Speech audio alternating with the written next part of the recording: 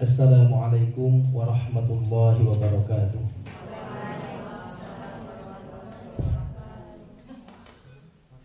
Innal hamdalillah wassalatu wassalamu ala Rasulillah wa ala alihi wa ashabihi wa mawala amma ba'd.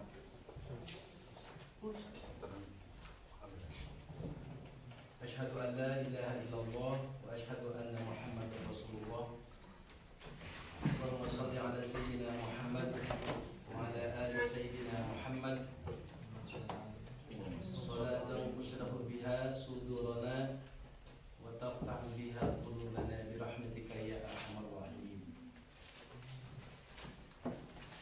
Yang saya hormati Ibu Al-Mukarram, Bapak Pengasuh beserta keluarga. Yang saya hormati Bapak Ketua Yayasan sekaligus pimpinan Pondok Pesantren Darussalam, Dr. Haji Badrut Tamam serta keluarga. Yang saya hormati Ibu Direktur. Alhamdulillah pada saat ini kita bisa menyebutnya bersama keluarga. Bapak Ibu narasumber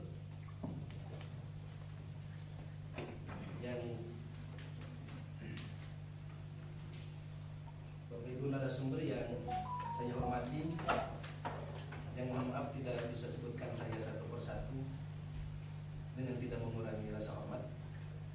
Seluruh peserta yang alhamdulillah pada saat ini Insya Allah kita akan semakin bertambah ilmu, terkhusus dalam media pembelajaran. Sebelumnya saya sampaikan aturan salam dari Pak Kiai, karena beliau pada saat ini tidak bisa hadir, dengan tidak mengurangi rasa hormat. Assalamualaikum warahmatullahi wabarakatuh. Sebelum saya menyampaikan sambutan pada saat ini, terlebih mohon dengan ikhlas sejenak kita membacakan surah Al-Fatihah untuk wa daripada Ibu Dr. Rima yang kemarin pulang umroh oleh Allah, dipanggil ke alam baka. Mudah-mudahan beliau dalam keadaan husnul khatimah. Allahumma balligh wa awsil thawab wa qarana bi al-Qur'anil azim. Khususan ila ammatikal faqir Haji Isminasi binti Haji Esok. Allahumma ighfir laha warhamha wa'afiha wa'afiha. Allahumma ij'al qabraha rawdatan min riyadil jinan wa la taj'al qabraha hufratan hafarin ya Rabb. Syai'ul lailahum al-Fatihah. A'udzu billahi minasyaitonir rajim. Bismillahirrahmanirrahim. Alhamdulillahirabbil alamin arrahmanir rahim maliki yaumiddin. Iyyaka na'budu wa iyyaka nasta'in. Ihdinas siratal mustaqim. Shiratal ladzina an'amta 'alaihim ghairil maghdubi 'alaihim waladdallin. Hadirin sekalian, saya atas nama Lembaga Pondok Pesantren Darussalam tentunya pertama mengucapkan ahlan wa sahlan bihudurikum. Selamat datang kepada Bapak Ibu semua dari Telkom University. Ini sebuah kehormatan bagi kami, lembaga dari Telkom University yang sudah begitu bagus, itu masih mau berbagi ilmu dengan lembaga yang ya tidak ada apa-apanya kalau dibanding dengan lembaga Telkom University.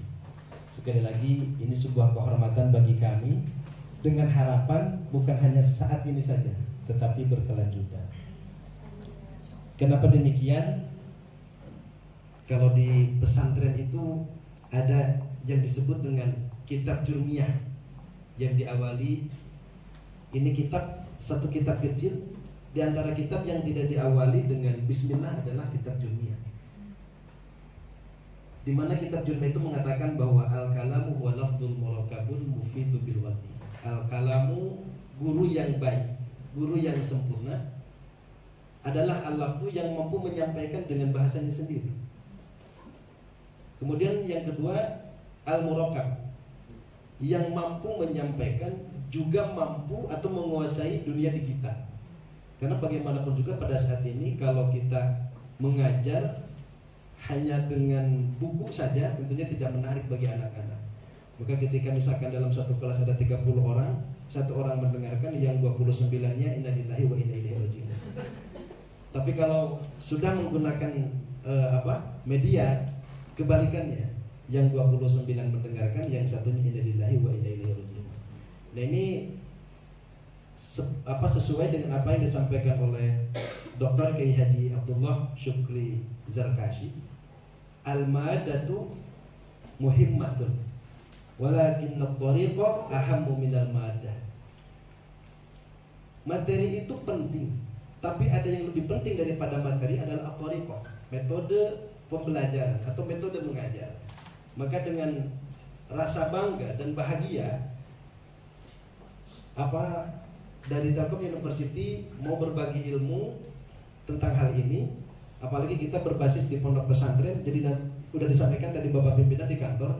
Jadi jangan kaget kalau misalkan guru-guru di sini masih jauh daripada dunia digital. Jadi jangankan mengerti Microsoft PowerPoint atau Canva, megang saja masih gemper gitu. Untung tidak ngobrol juga gitu ya. Karena memang kesehariannya kita yang dibukanya itu adalah yang seperti tadi ya, kalam walafdu dan sebagainya. Sekali lagi ucapan terima kasih yang setinggi-tingginya dengan harapan terus berkelanjutan. Kita tetap sarungan, kita tetap memakai peci, tetapi wawasan kita harus mengikuti dunia digitalisasi. Itu harapan kita Pondok Pesantren Darussalam.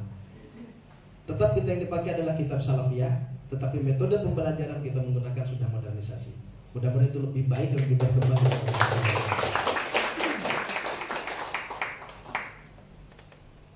Terakhir, permohonan maaf yang setinggi-tingginya. Keberadaan di kampung, kalau tadi kata pimpinan, inilah lembaga yang di kampung itu seperti ini adanya. Tidak ada peribahasa mengatakan bukan ini yang kami mau, tapi hanya inilah yang kami mampu. Tapi mudah-mudahan ke depan Darussalam tetap terus berkembang untuk melahirkan generasi-generasi yang lebih baik di masa yang akan datang. Itu aja, kurang lebihnya mohon maaf. Sekali lagi haturkan terima kasih kepada Telkom University. Mudah-mudahan juga Bapak dan Ibu semua narasumber senantiasa dibalas oleh Allah kebaikan yang setimpal. Amin ya Allah ya rabbal alamin. Akhirul kalam, wallahu muwaffiq ila aqwamit thoriq. Wassalamualaikum warahmatullahi wabarakatuh. Waalaikumsalam warahmatullahi wabarakatuh. Baik, terima kasih kepada Bapak Haji Ceceng atas sambutannya dan juga doanya. Selanjutnya acara penyerahan plakat dari pihak Telkom University. Baik, mohon maaf sebelumnya akan ada sambutan dulu sebelum acara penyerahan plakat. Sambutan dari Telkom University yang akan diwakili oleh Ibu Dr. Nidya Dunija, dan beliau adalah merupakan Ketua Kelompok Keahlian Strategi Human Capital Economic and Entrepreneurship. Kepada Ibu Dr. Nidya kami persilakan. Assalamualaikum warahmatullahi wabarakatuh. Kepada yang terhormat Bapak Haji Ceceng Munajat selaku Wakil Direktur KMI, kepada yang terhormat Bapak Dr. Badrut Tamam, Pimpinan Ponpes Darussalam Kunir, dan juga kepada yang terhormat Bapak Ustadz Ahmad Farihin, Kaprodi Manajemen Pendidikan Islam, dan juga yang terhormat para asatidz selaku peserta kegiatan pelatihan dari peningkatan kompetensi pengajaran. Terima kasih sambutannya kepada kami di sini. Suatu kehormatan juga bagi kami diizinkan untuk melakukan salah satu kegiatan Tridharma yang saat ini sedang kami lakukan adalah kegiatan pengabdian kepada masyarakat. Di sini kami membawa 6 personel, ada Ibu Dr. Indira yang nanti akan menjadi narasumber di sesi 2, kemudian juga Ibu Dr. Feti Perwitasari yang nanti akan menjadi moderator di sesi 1, dan juga Bapak Dr. Adi Prasetyo yang juga menjadi narasumber utama ya di sesi 1, dan kami dibantu oleh 2 orang mahasiswa kami. Di sini ada Teteh Ninda gitu ya, kemudian dan juga ada Arik di sana. Dan juga kami juga dibantu oleh Bu Rima ya selama ini untuk bisa langsung berkoordinasi dengan Pondok Pesantren Darussalam. Seperti yang tadi disampaikan oleh Bapak Haji Badrut ya, dan juga Bapak Haji Ceceng ya, insya Allah ini akan menjadi keberlanjutan. Jadi Tridharma Perguruan Tinggi itu tidak hanya berhenti di pengabdian masyarakat, tapi juga ada pengajaran dan juga ada penelitian. Insya Allah kedepannya kita bisa berkolaborasi tidak hanya melalui peningkatan kompetensi para asatidz melalui media pembelajaran, tapi juga kita bisa mungkin nanti berikutnya tentang pengelolaan sumber daya manusianya, mungkin terkait pengelolaan manajemen dari pondok pesantren, tentang finance, tentang marketingnya. Jadi bukan hanya terkait video pembelajaran dan juga metode pembelajaran digital, tapi juga kita bisa berkolaborasi dan berkoordinasi selanjutnya. Dan harapan kami, besar harapan kami, kita tidak berhenti sampai di sini karena ini bagian dari kegiatan Tridharma kami. Jadi menjadi seorang dosen itu tidak akan lepas dari kegiatan Tridharma Perguruan Tinggi, salah satunya dengan kembali kepada masyarakat, memberikan pendampingan, penyuluhan dan juga pendidikan.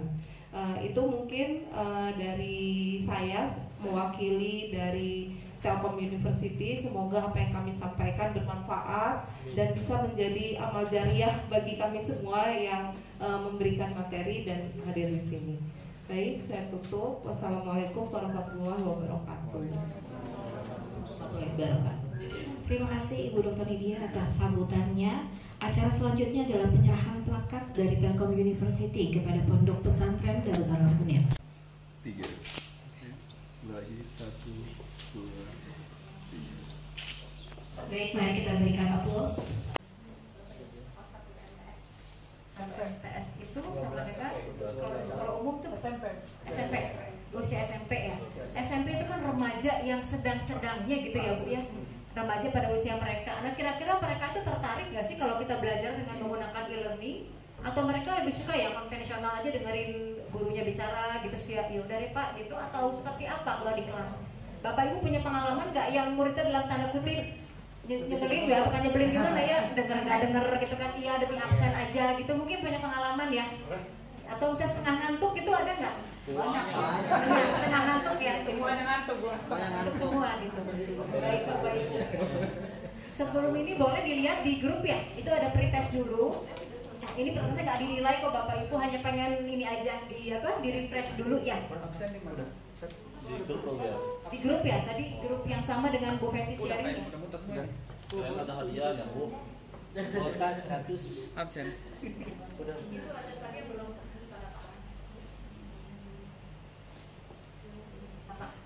supaya kalau bahasa Sundanya mah cenghar gitu ya Pak ya. Supaya itu gimana caranya Pak? Apakah suruh ice breaking dulu senam-senam kecil atau gimana gitu di kelas? Aku suruh gawin. Ya paling nonton video. Nonton video gitu Pak. Videonya putan Bapak ngajarnya apa Pak? Mata pelajaran apa Pak? Ayo. Belajar apa? Berarti video-videonya memang itu kira-kira durasi berapa menit sih Pak mahasiswa tuh mau lihat? Kira-kira kalau biasanya mahasiswa suka nonton drakor nggak di sini Bu? Ya. Ada nggak ya suka drakoran gitu mahasiswa? Nggak boleh ya? Nggak boleh ya? BTS ayo sampai BTS, oh baru tahu BTS juga Bapak. Tadi yang BTS tahu siapa Pak? Nah itu kira-kira berapa menit sih durasinya kira-kira Pak kalau kita bikin video ya supaya nggak bosen? BTS 4 menit. 4 menitan gitu ya, 4 menit.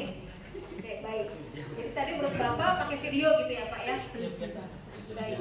Nah mungkin Bapak Ibu bisa dilihat learning pembelajaran itu kalau menurut Ratno 2022 nih katanya ada namanya asinkron dengan sinkron. Tadi di pretestnya ada ya, sinkronus dengan asinkron. Artinya sinkronus itu berarti sebenarnya kita bertemu tapi nggak bertemu langsung Bapak Ibu. Ketemu seperti ini tapi bentuknya menggunakan media maya gitu ya. Jadi bisa menggunakan Zoom, bisa juga menggunakan Google Meet atau chatting di WhatsApp atau dengan video call gitu ya.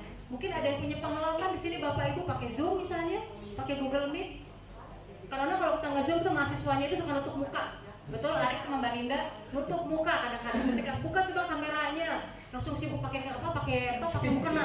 Tapi kalau orangnya pagi-pagi 6:30, kenapa pakai mukena? Belum mandi bu, kayak gitu. Yang laki-laki juga sama. Kadang-kadang kita pengen coba dong buka videonya gitu ya. Tapi kalau kuliah pagi betul kan? Belum mandi mahasiswanya gitu lah ya kayak begitu. Bapak Ibu ada yang pernah coba nggak pakai Zoom atau Google Meet? Pernah. Lebih enak mana sih Zoom sama Google Meet Bapak Ibu? Google Meet, boleh. Tuh ibu yang cantik tuh gimana Google Meet? Mbak. Nah, Mbak namanya Mbak siapa Mbak? Kita kan selalu perkenalan ya supaya tidak lupa kalau ketemu kapan-kapan. Google Meet kenapa Mbak? Nggak dibatas waktunya. Terus kemudian anaknya siswanya antusias nggak kira-kira? Mahasiswa? Oh masih mahasiswa. Maksudnya mbaknya mahasiswa belum ngajar berarti ya? Berarti diajar sama dosen menggunakan Google Meet. Dosennya Bu Rima bukan? Bukan. Waduh, oh begitu. Nah, aku lagi nyamar ini. Pak Lutfi namanya. Pak Lutfi kalau ngajar menarik enggak? Biasa aja itu. Ini sangat ini sekali ya. Off the record ya kalau gini ya. Pak Lutfi berarti pasti Pak Lutfi pernah pakai ini nggak ngajar siswanya Pak? Pakai yang mana Pak? Google Meet. Alasannya sama dengan Mbak yang Mbak tadi namanya Mbak siapa Mbak? Sorry. Apakah sama dengan karena alasan yang nggak berbatas waktu? Ya. Google Meet itu memang nggak berbatas waktu ya. Lebih simpel lagi. Lebih simpel. Ganti-ganti background nggak biasanya Pak? Backgroundnya biasanya kadang-kadang. Oke, kalau Bapak kuliah itu mahasiswa itu boleh nutup video nggak? Atau harus on cam? Kalau perlu 2 kamera depan belakang gitu. Nggak terlalu mewajibkan ya. Jadi yang penting ada di situ. Kalau pakai chatting pernah nggak Pak? Chattingnya bisa menggunakan WhatsApp misalnya atau dengan menggunakan Instagram. Anak-anak tuh sekarang sukanya pakai Instagram katanya ya. Atau menggunakan video call gitu pernah nggak? WA group. Oke. Kira-kira apa mana yang lebih efektif dan efisien? Tapi kalau menggunakan telepon kayaknya susah ya kalau orang per orang paling video call mungkin ya. Bapak sendiri kalau sinkronus lebih suka yang mana sih Pak? Jadi tetap muka tapi dengan menggunakan video konferensi. Sifatnya betul ke Maya, nggak tetap muka langsung. Setelah kita mulai masuk tutorial ya Mbak Linda ya. Oke Mbak Linda silahkan. Kita beri applause pada Mbak Linda. Terima kasih Bu Ira atas waktunya. Jadi Bapak Ibu semuanya, mungkin sekarang kita akan lebih secara teknis kali ya untuk menjelaskan. Tadi kan sudah dijelaskan secara teori oleh Bu Ira terkait dengan apa saja tentang mengenai video learning dan juga apa saja media yang digunakan. Untuk saat ini kita akan belajar tentang bagaimana sih cara membuat video learning dari awal, dari yang sudah dibuat, yang sudah dijelaskan oleh Pak Adi sebelumnya terkait dengan media pembelajaran ataupun terkait dengan apa saja yang akan dipelajari atau yang akan diberikan kepada mahasiswa dan juga para siswanya. Sekarang kita akan belajar bagaimana cara mempresentasikan kalau misalkan kita akan dilakukan sinkronus maupun asinkronus. Oke, baik. Yang pertama, media yang digunakan itu adalah menggunakan PowerPoint. Untuk Bapak Ibu semuanya, apakah sudah ada PowerPoint yang apakah sudah ada yang punya PowerPoint yang 2019 ke atas? Sudah ada semuanya? 2016. 2016.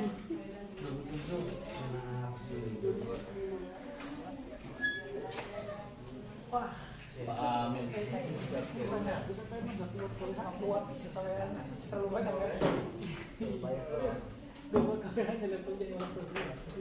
Mungkin bisa dipersiapkan dulu yang buka PowerPoint-nya 2019 dia bisa praktek benar-benar aja. Kalau di bawah itu nggak bisa. 2010 bisa ya? Oh 2010 punyanya belum bisa. 2010 oh punyanya 2010. Tapi suara bisa ya, kalau pakai suara bisa 2010 ya kalau nggak salah. Bisa record suara. Mungkin dijelaskan lebih aja ya modulnya ya. Secara modulnya saja dulu biar nanti kalau misalkan bisa update ke Microsoft yang 2019 Bapak Ibu bisa langsung praktek secara langsung.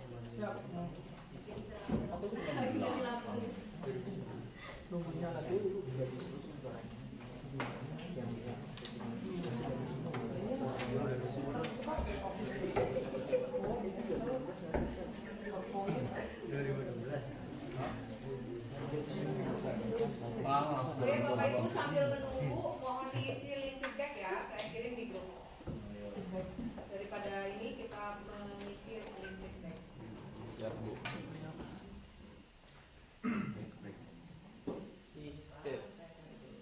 Tes lagi. Definisi.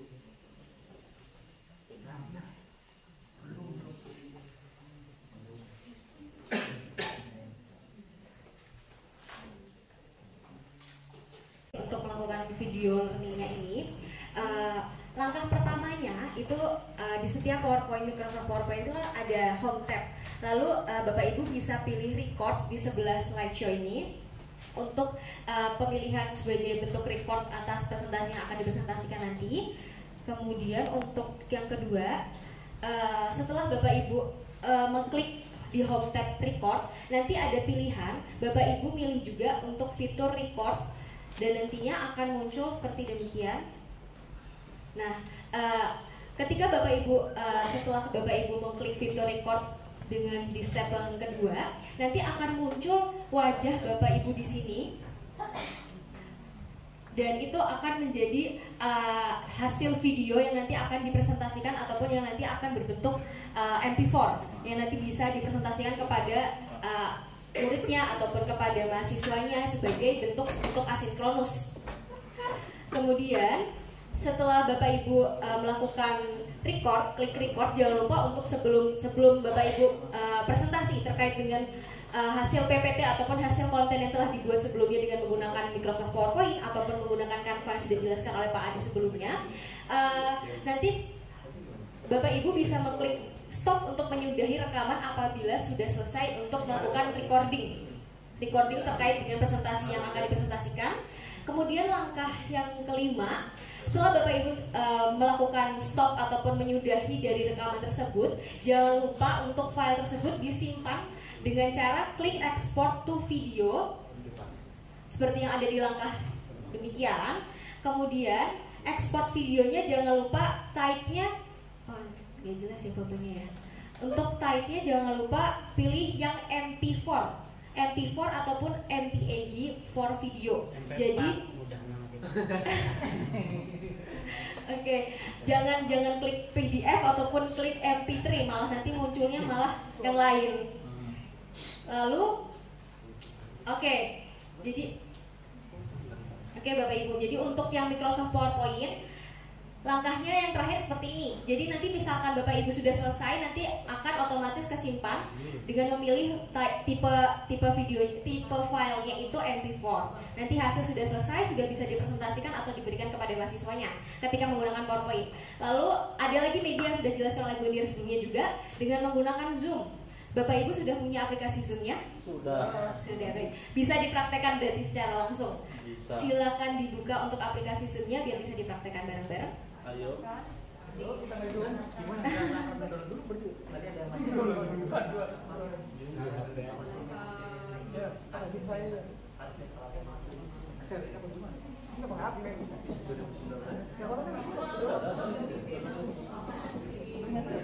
Sudah dibuka Zoom-nya? Sudah aman ya? Kita langsung ke langkah pertama ya Bapak Ibu semuanya.